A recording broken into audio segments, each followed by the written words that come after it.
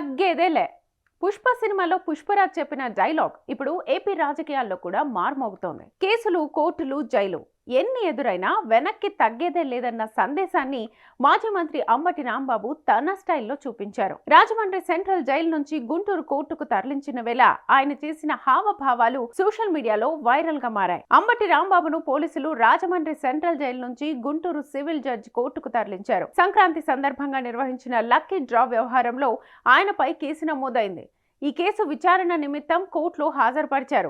జనసేన జిల్లా అధ్యక్షుడు గాద వెంకటేశ్వరరావు ఫిర్యాదు మేరకు ఈ కేసు నమోదైంది. లక్కీ టిప్ నిర్వహించేందుకు డ్వాక్రా మహిళలకు లాటరీ టికెట్లను అంటగట్టారని ఆయన ఆరోపించారు. పోలీసులకు ఫిర్యాదు చేసినా స్పందన లేకపోవడంతో కోర్టును ఆశ్రయించారు.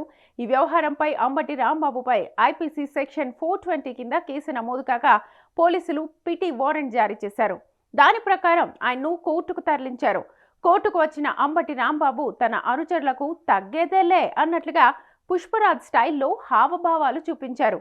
ఇది అక్కడున్న వారిని ఆకట్టుకోగా రాజకీయ వర్గాల్లో చర్చకు దారితీసింది.